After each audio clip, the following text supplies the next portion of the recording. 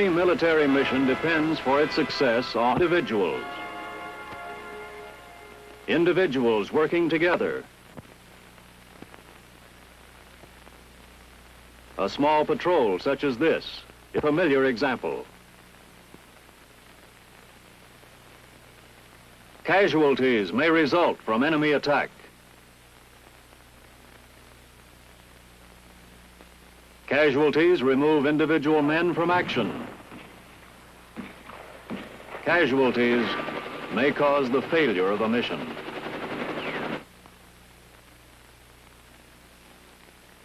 Attack by chemical, biological, or radiological agents has the greatest potential for mass casualties ever known to man. The greatest danger to you and your mission can come from enemy CBR operations. CBR stands for 3 words: chemical, biological, and radiological. CBR.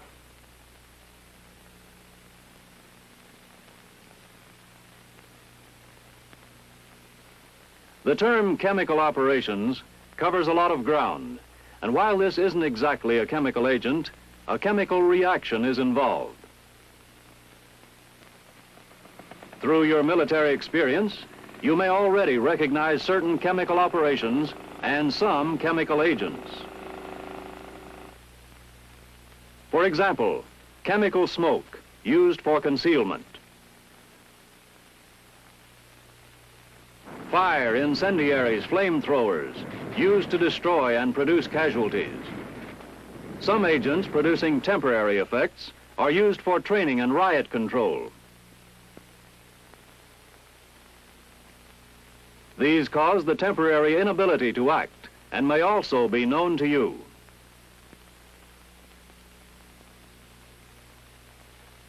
Other chemical agents may not be known to you. Among these are the toxic chemical agents, designed to produce casualties, leaving personnel unable to perform their duties, unable to continue their mission.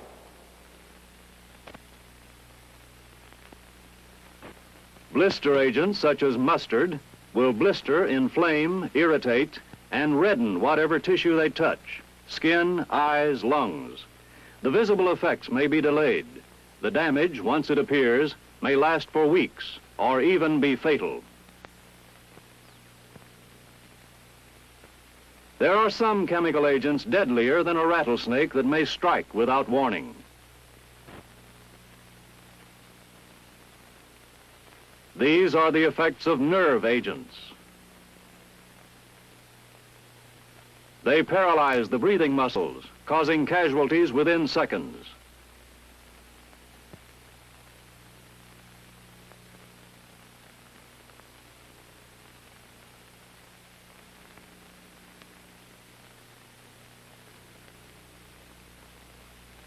Death can occur within a very few minutes.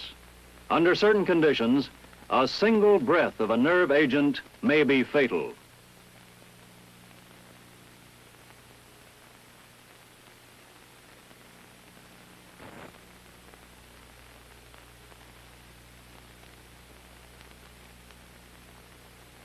Frequently, you have been exposed to biological agents. Your body has been combating these since birth. If you have had a cold or measles, chickenpox, or even diarrhea, you already understand the effect of a biological agent, and you have survived. Biological operations are simply a man-made attempt to use certain disease-causing agents, biological agents, to produce sickness and casualties on a large scale.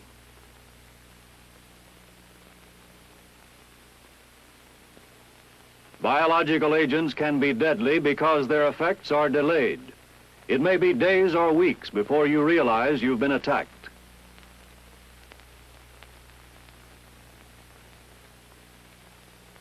The first sign may be serious and widespread sickness and even deaths.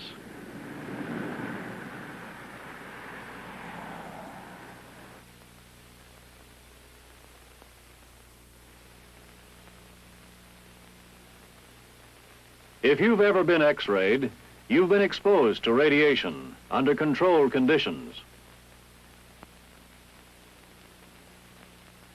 Radiological operations, of course, involve dangerous quantities of radiation and great potential danger to personnel under attack. Radiological hazards could come from a nuclear detonation. One effect of a nuclear detonation is intense heat from the fireball. Another effect is blast. It is, of course, many times more powerful than HE blast. Neither heat nor blast are new.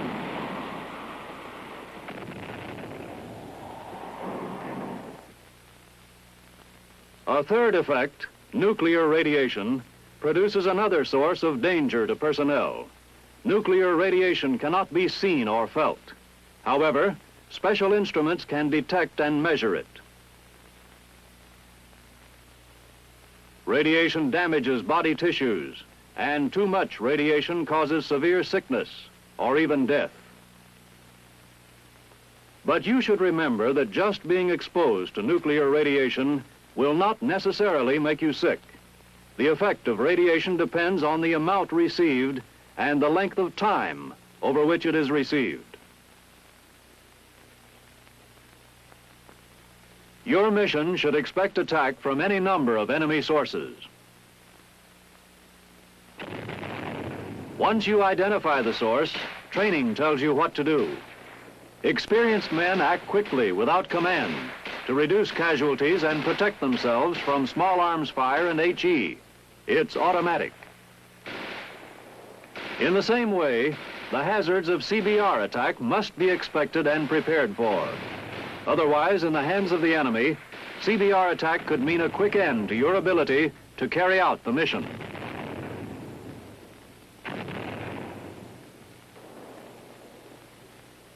CBR agents can be compared to a sniper with a silencer. You may realize you're under attack only when casualties appear.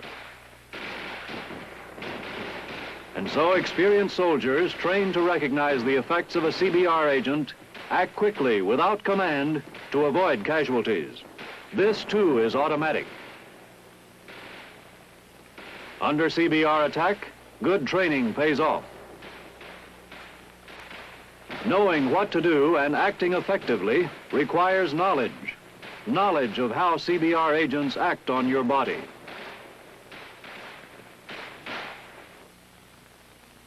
Most chemical and biological agents, as well as some radiological agents, must enter your body to do their deadly work. They can enter your body through your eyes, mouth, nose, or skin. Others can do their damage on the surface. Some radiological agents can act at a considerable distance. Your uniform is a good beginning for protection against some chemical agents. It covers and shields much of your skin. It can be chemically treated to provide still better protection. Gloves can be used to protect your hands, and ointment applied to protect exposed skin areas. Without the protective mask, the most vulnerable areas, eyes, nose, mouth, and lungs, are exposed. The protective mask is the most important single piece of protective equipment you have against chemical and biological agents. With it, most of the face is covered, and the filter protects the lungs from agents that would have entered through the nose or mouth.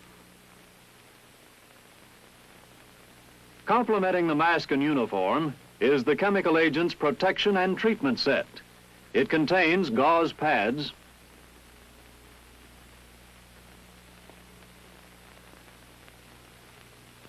protective ointment, and an atropine syrette. The protective ointment is used to neutralize and decontaminate, protecting the skin against blister agents.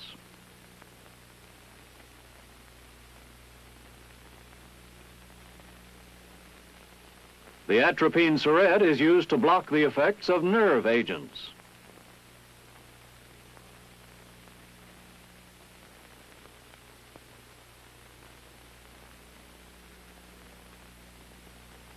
Your health and physical fitness are a primary and daily concern in the Army. Routines are planned with your well-being in mind. These very routines are powerful weapons against biological agents, producing a healthy body, which helps fight and throw off disease. Taking the required immunization shots and keeping them up to date. Having good personal health habits, clean uniforms, equipment, and quarters.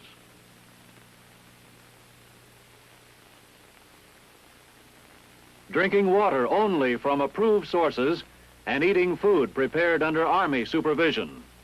These are some of the means of preventing many effects of biological agents.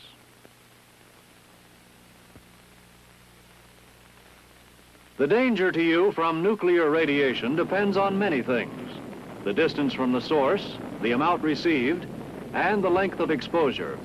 But the key word to remember is shielding. A thick stone or concrete wall is a good shield. So is an embankment or a trench. A deep covered foxhole prepared in advance is by far the best protection. Remember to dig it so you can fire from the foxhole when your mission requires it. Whatever cover you choose must protect you from radiation, and generally, the more material, the better. Remember, too, there is no time to find cover. If you're caught in the open, don't run for cover. Fall flat on the ground at once. In any case, remain in your shielded position until ordered to move out, unless your mission makes movement essential. CBR agents can be delivered to a target quickly and in quantity with existing methods. For example, mortar and artillery shells, sprays from aircraft, guided missiles and rockets, aerial bombs, mines or grenades, drones and submarines, sabotage or enemy agents behind the lines. Any or all of these methods might be used. CBR agents can be used anywhere, probably when they are least expected. CBR agents will surely be used to gain the advantage of surprise and to interrupt the flow of supplies and communications. To counteract surprise, specialists in CBR operations, experts in detecting, locating, and reporting CBR conditions are attached at the appropriate unit levels. You can count on them for prediction, warning, information, and technical advice. But protection against CBR agents is your job.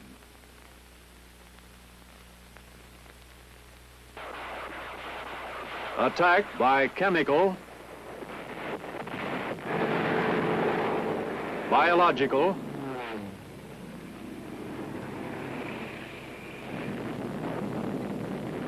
or radiological agents has increased the potential and striking power of the military arsenal.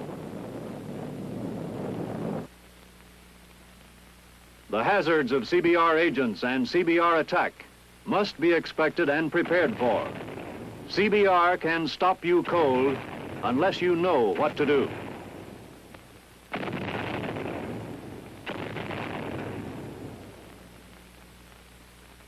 Most CBR agents must enter your body to do their damage. Others work at a distance or on the surface of your body.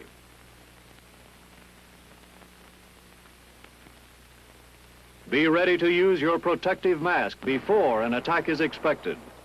Against chemical and biological agents, it is the best protection known.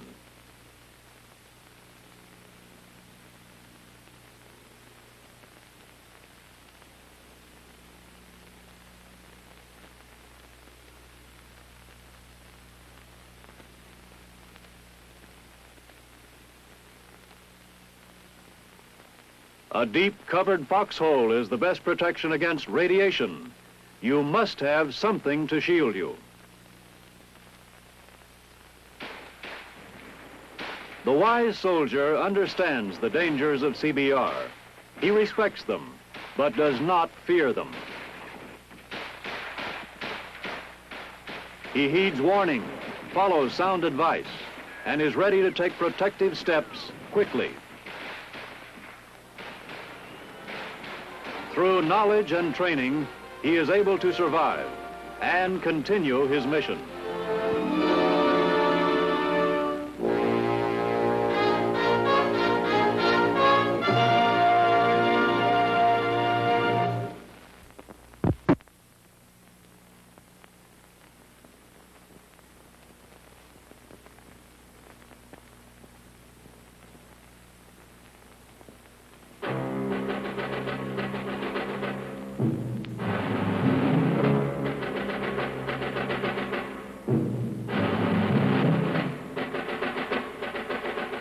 First, Bull Run, Sharpsburg, Antietam, Gettysburg.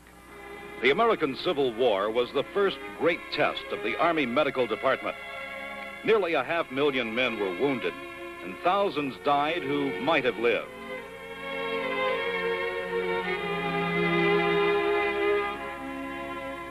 Ambulances were few, offering jolting rides over rutted roads. Even the lightly wounded often died of shock or exposure before reaching primitive care.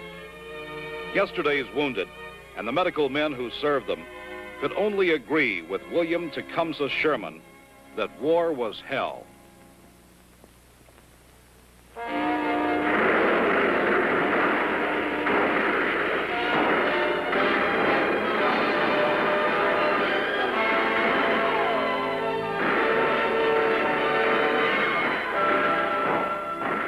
Medical techniques had made great advances by the time of the First World War, but the wounded waited for medical attention almost as long as their grandfathers had a half-century earlier. After being hit, a man might suffer through the day before starting the long, rough trip to base hospital, and he sometimes crawled under fire to reach even first aid. The fouled earth upon which the wounded lay for unending hours brought on gas gangrene and usually amputation or death.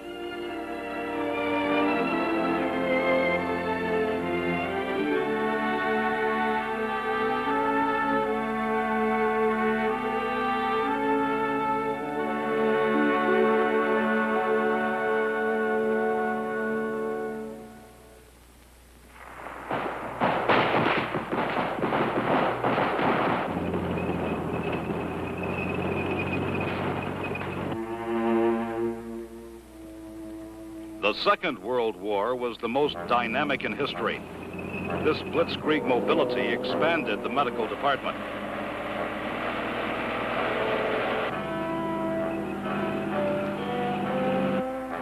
Medical care rolled at the heels of attacking troops, and a man struck by enemy fire knew that life-saving attention was seldom far away in time or distance.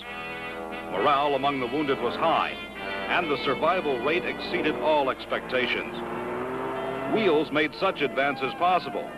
Now, military medicine waited for a new dimension in the delivery of medical care.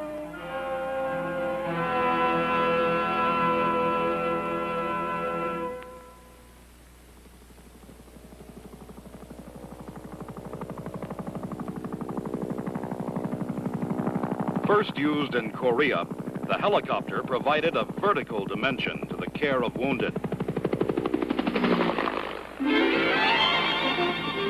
In Southeast Asia, more than 100,000 injured and wounded were picked up from the battlefield and flown immediately to fully equipped medical facilities in the combat zone. Time was measured in minutes and lives saved. It was the dawn of a new age in American military medicine.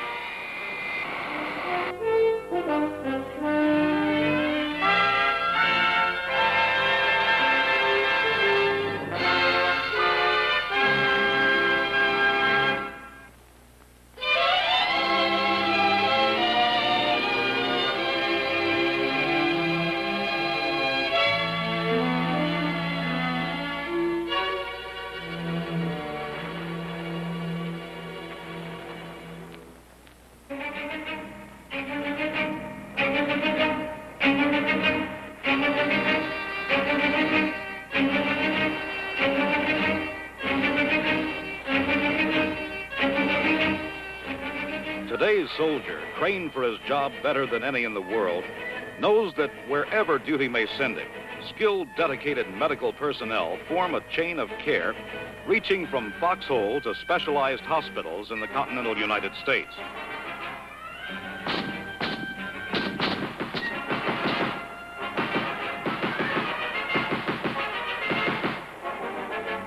If a soldier is hit, injured, or becomes seriously ill, his needs are urgent and must be met immediately. Medical attention begins at the front line, at the moment of crisis.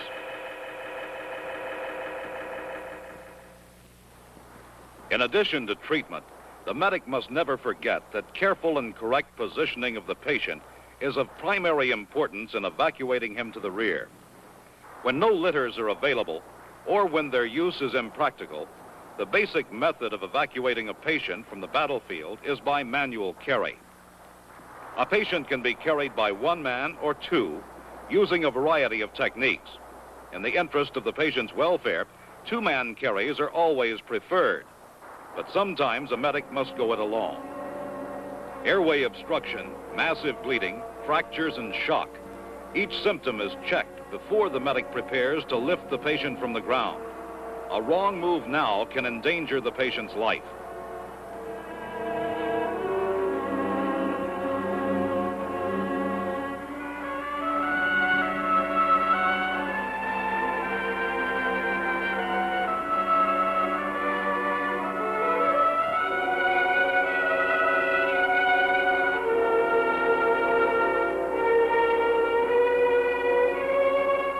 In combat, there are times when any stand-up carry is dangerous to medic and patient alike.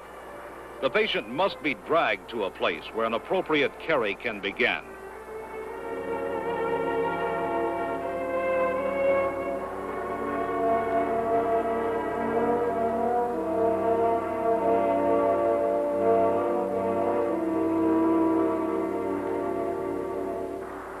The fireman's drag presents a low profile for security, and the heads-up position of the medic provides maximum visibility.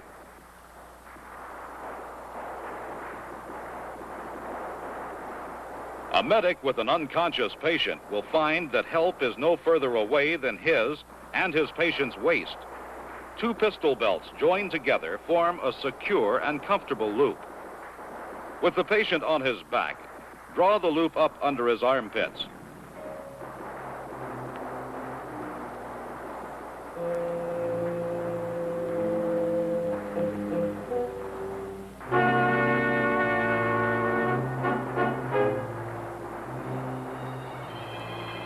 Slip the belt loop over your own arm and shoulder, turn, and begin crawling to the nearest cover, preferably in defilade.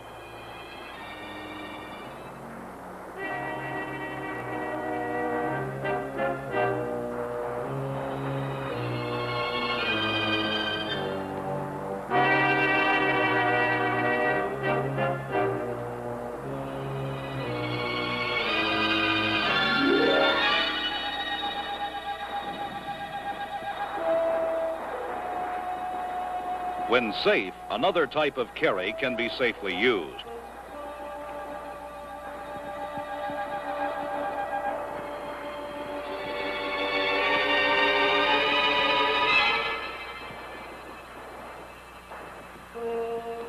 Dragging a patient is a last resort, but there may be no other choice when a life is at stake.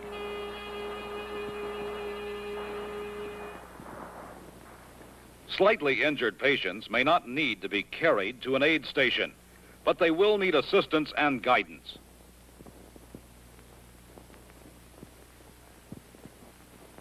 The fireman's carry is the easiest way for one man to carry another, and can be used whether the patient is conscious or not.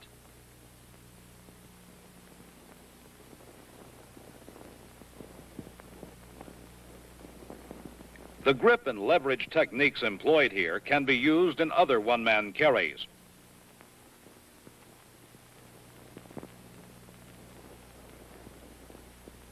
Watch again, noting the position of the medic's feet and the grips employed.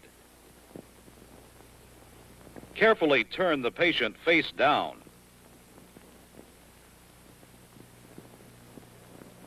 Raise the patient's head and rest it on his forearm so that the mouth and nasal passages are clear of the ground.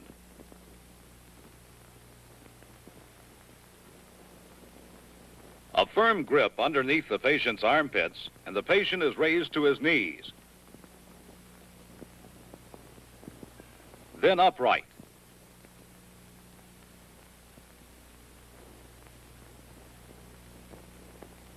With the patient's knees locked, move to his front and lift him face down across your back. Come up smartly, shifting the weight to achieve balance. Then grip the patient's left wrist with your left hand, leaving the right hand free. Manual carries are not ideal, but they can save lives. If the patient is conscious, the medic may choose a saddleback carry, especially if the patient has a head injury. The saddleback carry keeps the patient's head upright, reducing the flow of blood from the wound.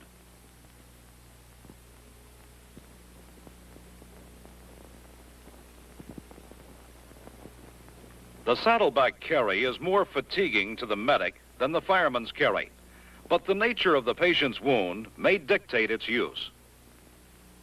If the patient is unconscious, the pack strap carry should be used.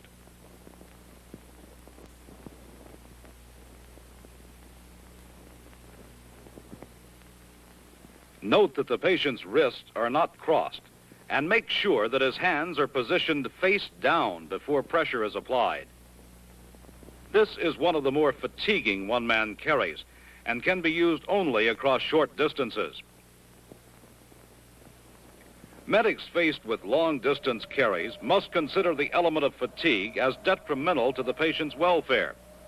When a medic gets tired, his pace slows. Arrival at the aid post will be delayed. Stopping to rest means putting the patient down, then picking him up again, and then again. The patient's condition can only deteriorate.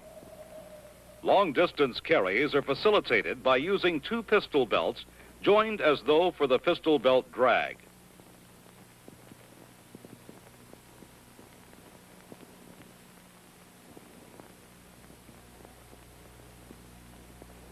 Ease yourself backward between the patient's extended legs, placing one arm, then the other through the waiting loops.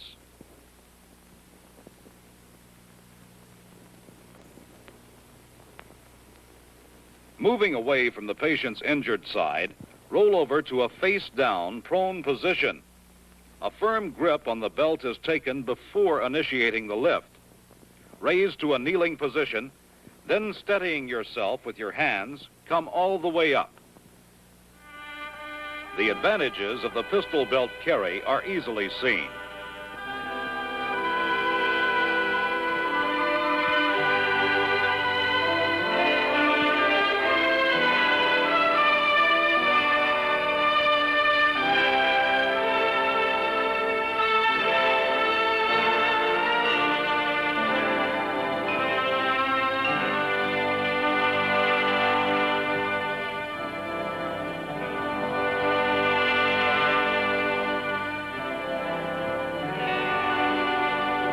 If pistol belts are not at hand, substitutes can be used.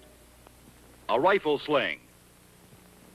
Two triangular bandages taken from the medic's aid kit. A pair of litter straps or anything else that is long enough and that will not cut or bind the patient's flesh.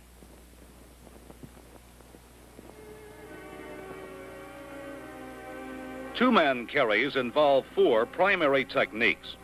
The simplest method is the support carry, used whether the patient is conscious or not.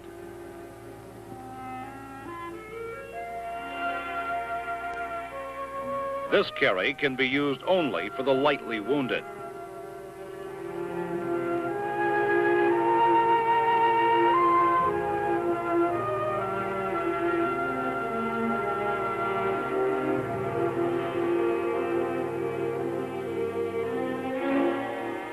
The saddleback carry is used for the unconscious patient who shows no signs of arm, leg, back, neck, or hip fractures.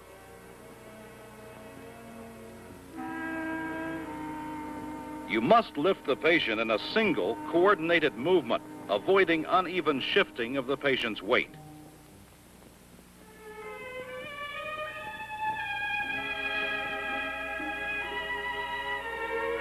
Head or foot injuries can be moved in safety and comfort using the four-hand pack saddle carry, but the patient must be conscious so he can assist in the carry by holding on.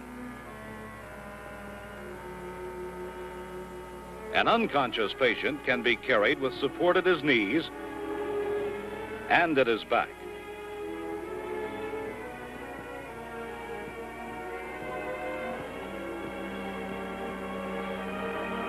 The two-man arms carry serves a dual function.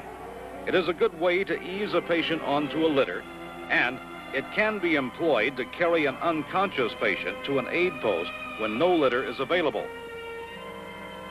The medics rise smoothly together.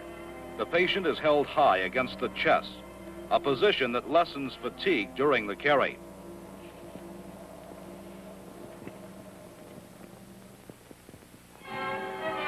The patient's welfare is better served by litter transportation than by even the best of manual carries. The ride is easier. He reaches the aid station faster, and chances of aggravating his injury are minimized. There are several kinds of litters used in the field. The standard straight aluminum litter can be handled by 2, 3, or 4 men. The litter's standardized configuration allows transfer from any of the multi-service evacuation vehicles, thus avoiding unnecessary stress to the patient, and time is saved.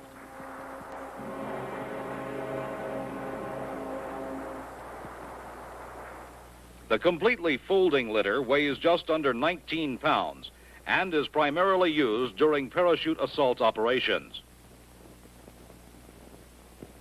The semi-rigid, pole-less litter allows the patient to be bound securely, yet comfortably, by 7 web straps from chest to ankles. The supporting rings facilitate handling when the litter must be tilted, as in evacuating a patient down a mountainside, or when helicopter extraction is required.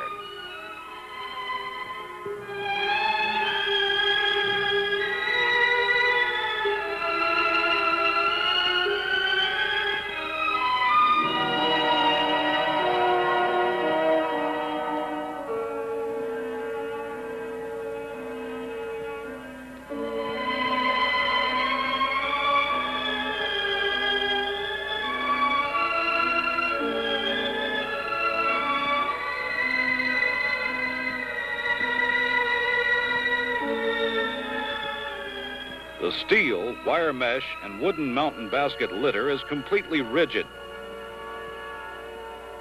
It can be pulled along the ground if necessary without injury to the patient.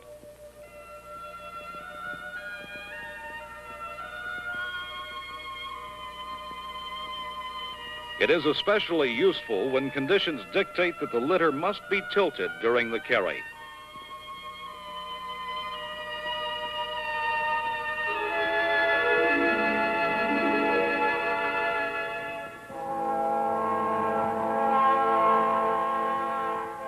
The journey to an aid station begins with careful placement of the patient on the litter, wrapping him in a blanket to reduce the danger of shock, providing warmth and comfort during the carry.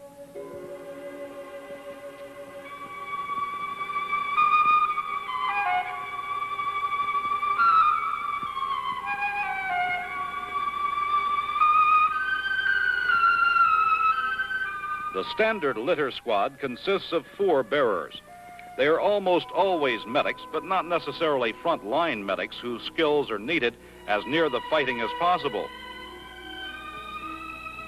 But successful litter carries can be made by 2 litter bearers alone.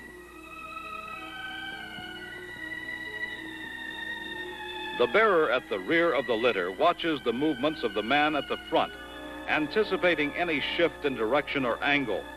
They must walk out of step to avoid rhythmic motion that would cause distress to the patient. They run with the litter only if a steady walk would endanger their lives. Generally, the litter patient is carried feet first, but when going uphill, his head should be pointing forward.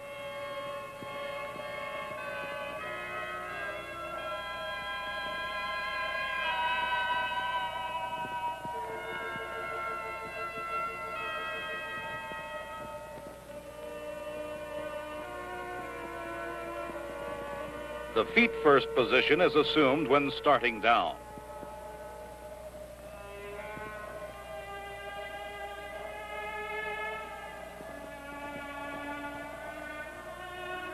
In the field, the medic's best ally is common sense. The advantages of a four-man litter team are never more apparent than when negotiating terrain broken by natural and man-made obstacles.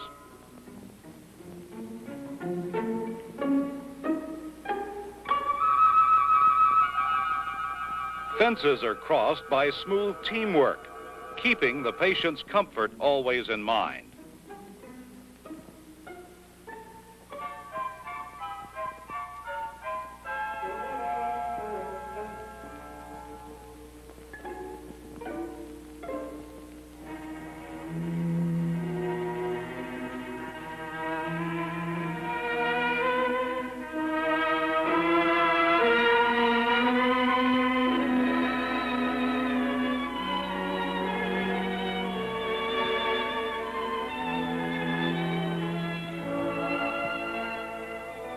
Moving a patient safely across a battlefield trench or deep ditch requires the same harmony of effort, fluid, synchronized motions that become automatic with practice.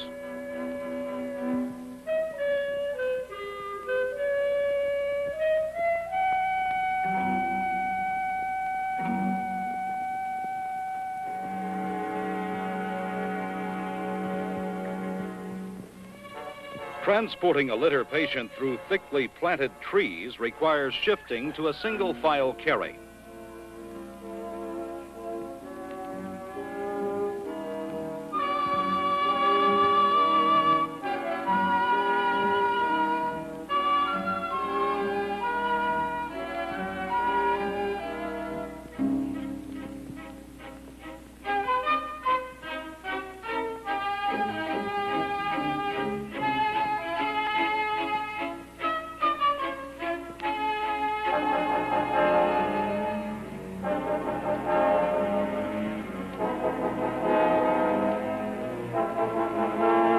Clear of the confining area, the point and the trail bearers resume their positions at the grips.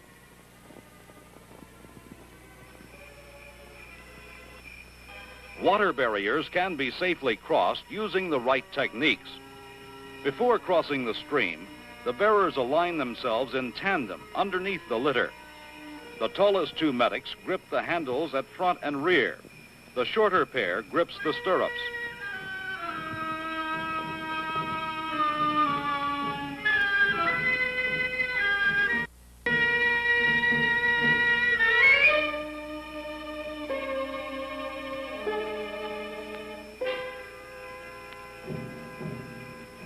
If the water is too deep or the current is too strong, the patient is better floated across on a rubber raft or air mattress. Again, common sense will dictate the method.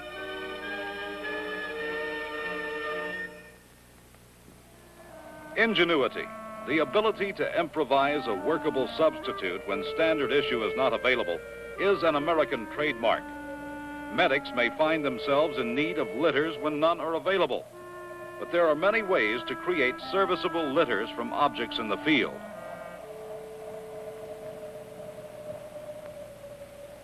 A blanket and two poles will make a litter. So will branches taken from a tree, lengths of pipe, rifles, or skis, when combined with a shelter half, a tarpaulin, blanket, or similar tough material. Corners cut from sacks, bed ticking, or mattress covers allow them to be fitted over poles.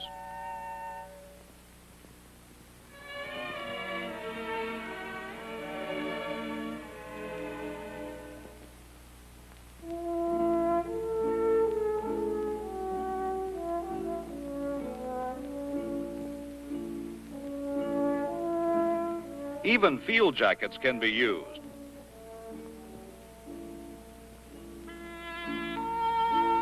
But make sure poles are passed through the sleeves and that buttons are secure.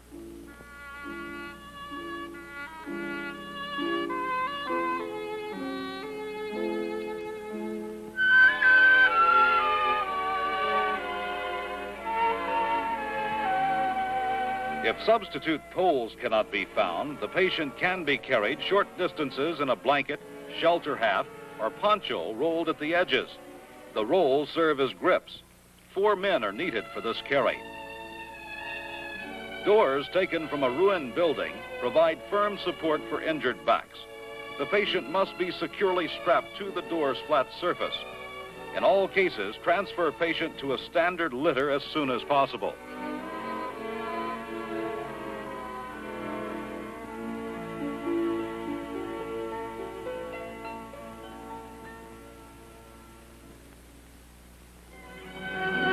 The litter team's responsibility to any one patient picked up on the battlefield ends only when the patient has been delivered safely into the hands of the nearest medical facility. Moving a patient is more than just transportation. It is care.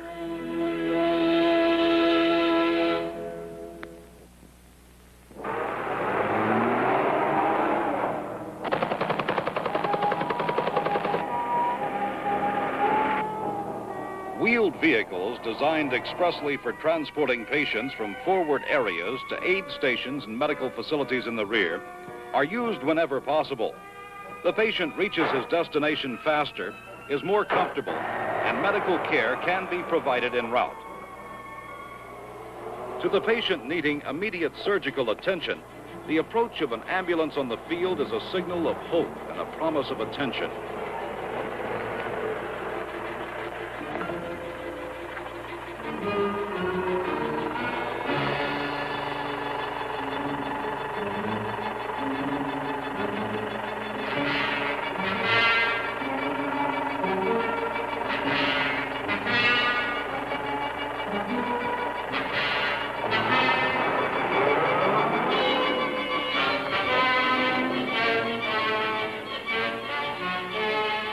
This frontline ambulance is able to work all the way up to the forward edge of the battle area.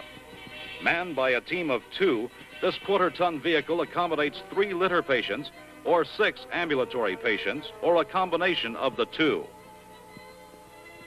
The loading sequence is right upper, left upper, and center.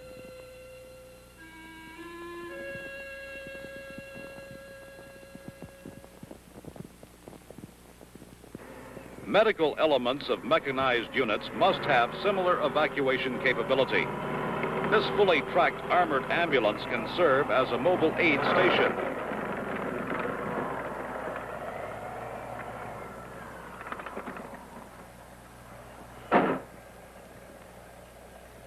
With the ramp down, 4 litter patients can be accommodated inside the carrier.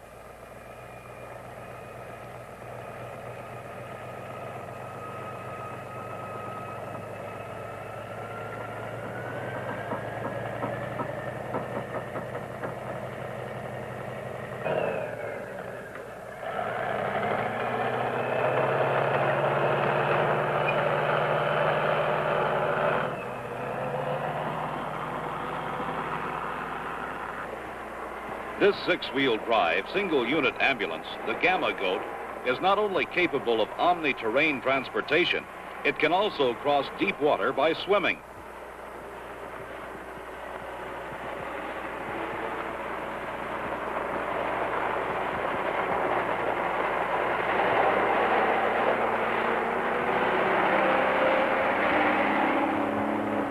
The Gamma Goat ambulance has a crew of 2 and can carry 3 litter patients.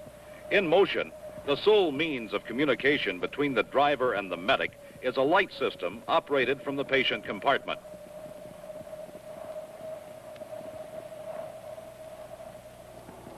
The 5-quarter-ton, 4-wheel drive truck ambulance is the workhorse of the medical department.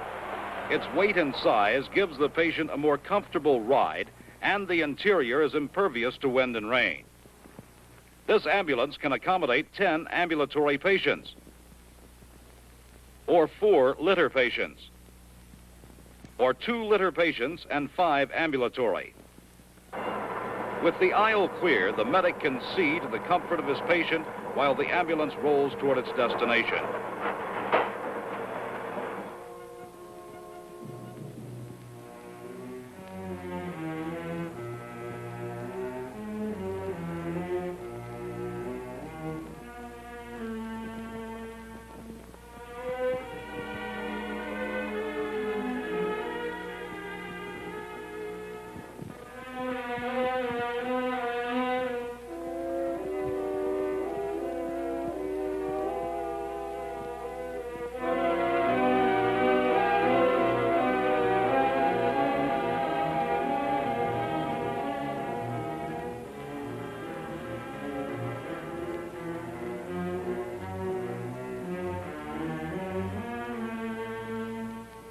Each squad member assists in making the berths secure as litters are put aboard.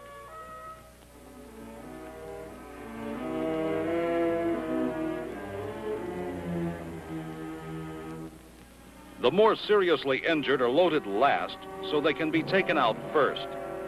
Head, chest, and abdomen wounds and those wearing cumbersome splints are always loaded into lower berths.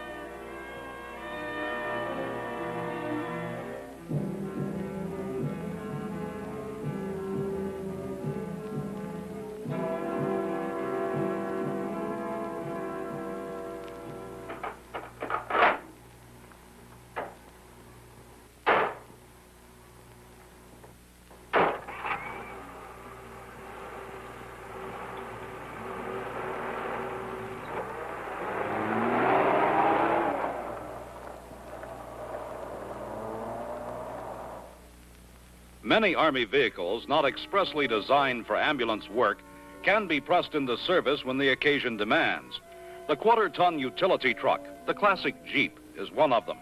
It can carry 1 litter patient by itself and 3 with the attached trailer. The vehicles can go almost anywhere the infantry can, but medical care while underway is not feasible. The 5-quarter-ton truck is another general-purpose vehicle that can be used for the transportation of patients. 3 litters can be placed on the gate walls and 2 on the floor.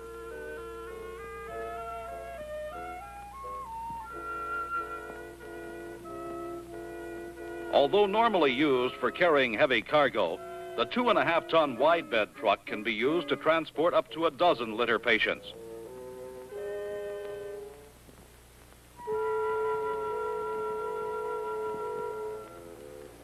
Loading can be carried out in any conventional order, but bearers must be careful not to obstruct the placement of 1 litter by the premature loading of another.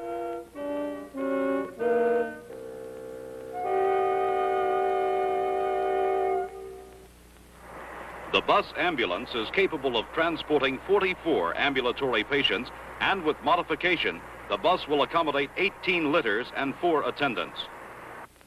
The conversion kit carried on the bus contains every needed accessory to convert the bus into a litter-carrying ambulance. The bus ambulance can be used in support of the Army in the field wherever the road network and the tactical situation will allow. The total conversion time from removal of seats to installation of all 18 litters requires about 20 minutes.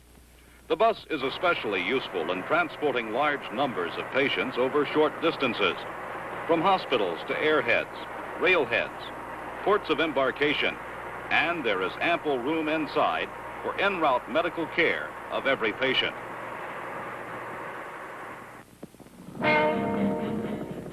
The third dimension. There is no terrain in the air, only an environment.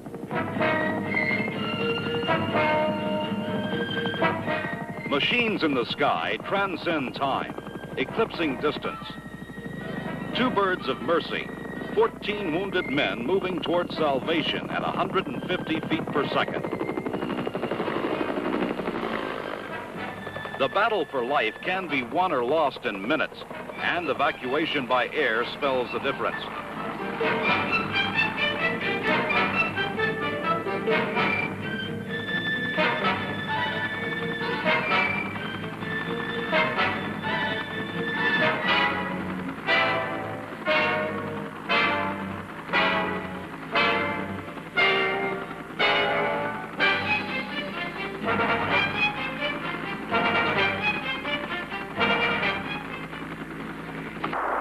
The fighting man's morale is elevated by the knowledge that any special medical care he may need can quickly be provided. The speed, range, and flexibility of medevac helicopters allow selected patients to be flown directly to teams handling particular wounds and injuries. Where it might take agonizing hours to hand carry a patient down a mountainside or cliff face, the familiar Huey can have him safely away in minutes.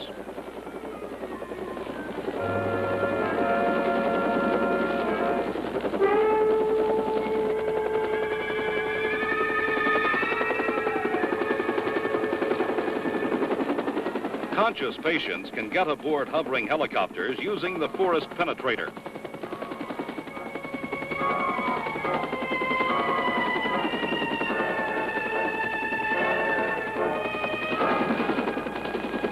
Allow the penetrator to touch the ground before grabbing.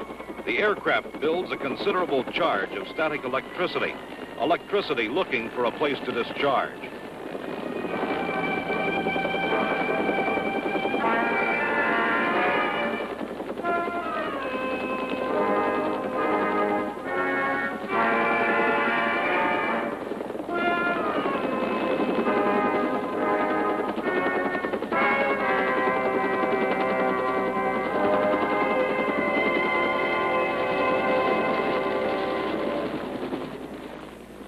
The medevac helicopter can accommodate 6 litter patients whose condition is stabilized. When operating with unstabilized patients, the 3-litter configuration is used. Patients in an unstable condition need constant care, and the medics need all the room possible in the aircraft interior. The loading sequence is top berth first, middle berth second, and lower berth last. Patients requiring special treatment or dressings are loaded in the middle tier, where they are more easily reached for the care they need. In this configuration, an additional 4 ambulatory patients can be evacuated.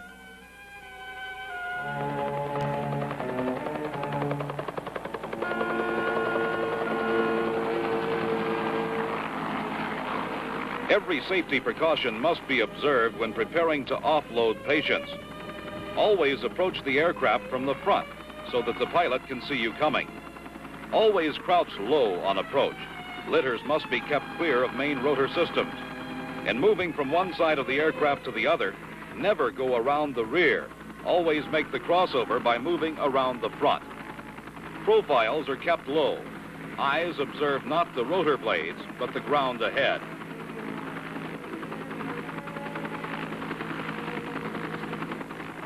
And finally, safety and security for the patient in the hands of the waiting medical teams.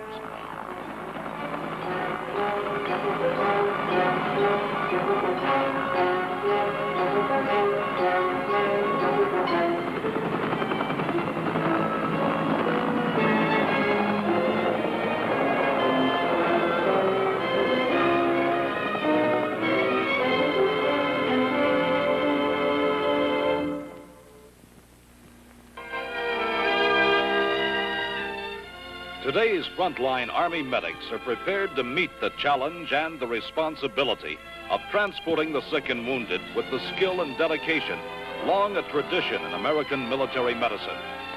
The responsibility is ultimate, that of life itself.